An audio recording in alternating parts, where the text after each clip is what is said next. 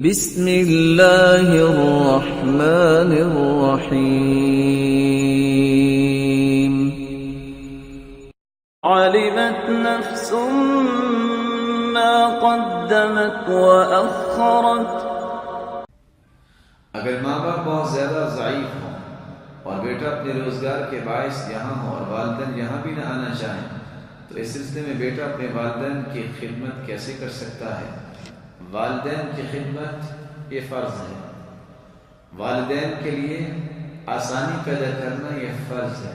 من احق الناس بحسن صحابتی، اللہ کے رسول صلی اللہ علیہ وسلم سے پوچھا گیا میرے حسن سلوک کا سب سے زیادہ حقدار کون ہے؟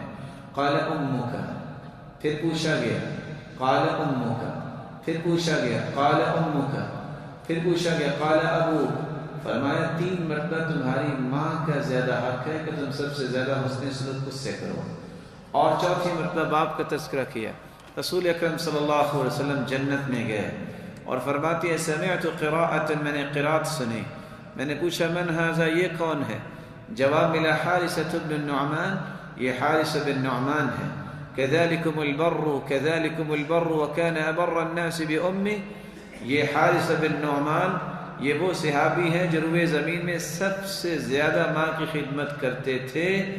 وہ قرآن دنیا میں پڑھتے تھے لیکن ان کی تلاوت سے جنتی محظوظ ہوتے تھے۔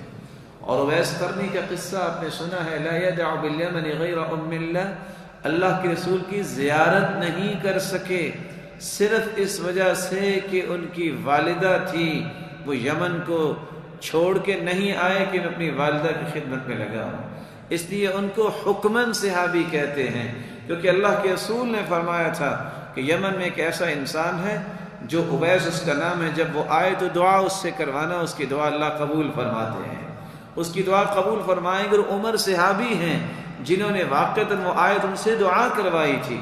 اس لیے میں گزارش کروں گا کہ اپنے والدین کی خدمت کو مقدم کریں، یا تو ان کو اپنے پاس بلا لیں یا ان کی کوئی ایسی معقول جو ہے وہ شکل بنائیں کہ وہ بھی اس بات پہ مطمئن ہوں اور کوئی اور ان کے پاس خدمت کرنے والا ہو اور ان کی بقیہ ضروریات کا وہ خیال کریں۔